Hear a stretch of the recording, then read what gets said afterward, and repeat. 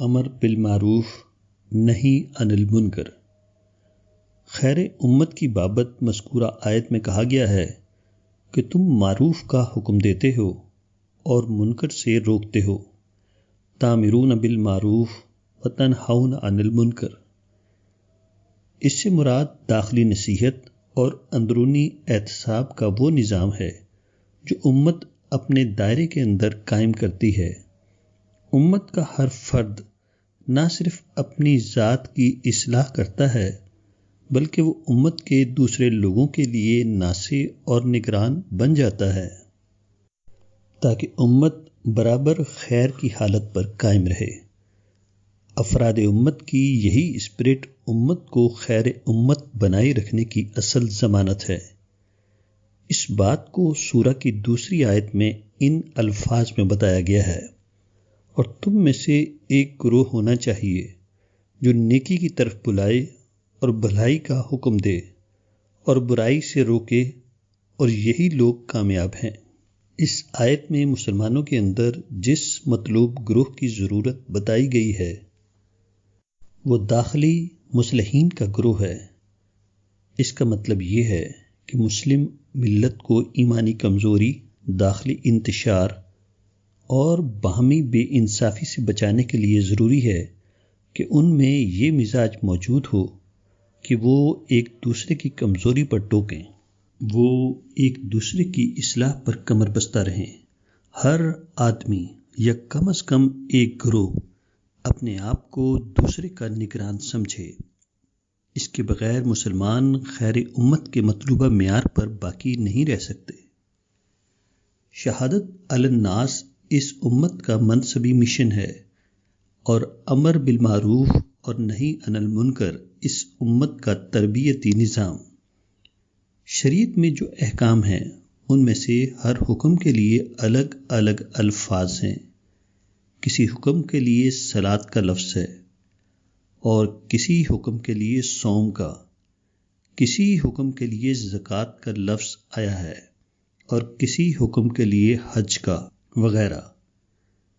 اسی طرح ایک حکم وہ ہے جس کے لیے قرآن و حدیث میں امر بالمعروف و نہی عن المنکر کے الفاظ آئے ہیں، یعنی اچھی باتوں کا حکم دینا اور بری باتوں سے روکنا۔ حدیث میں ارشاد ہوا ہے کہ مسلمانوں کے اوپر لازم ہے کہ وہ امر بالمعروف اور نہی عن المنکر کا کام کرے۔ طاقت ہو تو ہاتھ سے نہ کر سکے تو زبان سے، اور زبان سے نہ کر سکے تو دل سے۔ یہ حکم دراصل مسلمانوں کی باہمی اصلاح کے لیے آیا ہے۔ اس کا مطلب یہ ہے کہ ہر مسلمان دوسرے مسلمان کے اوپر نگران بن جائے۔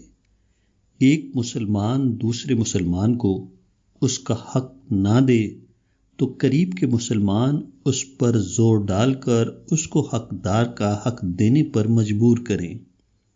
ایک مسلمان ظالمانہ روش اختیار کرے تو اس کے پاس جو مسلمان ہیں وہ سب مل کر اس کے پیچھے پڑ جائے اور اس کو ظلم و سرکشی کا رویہ چھوڑنے پر مجبور کر دیں۔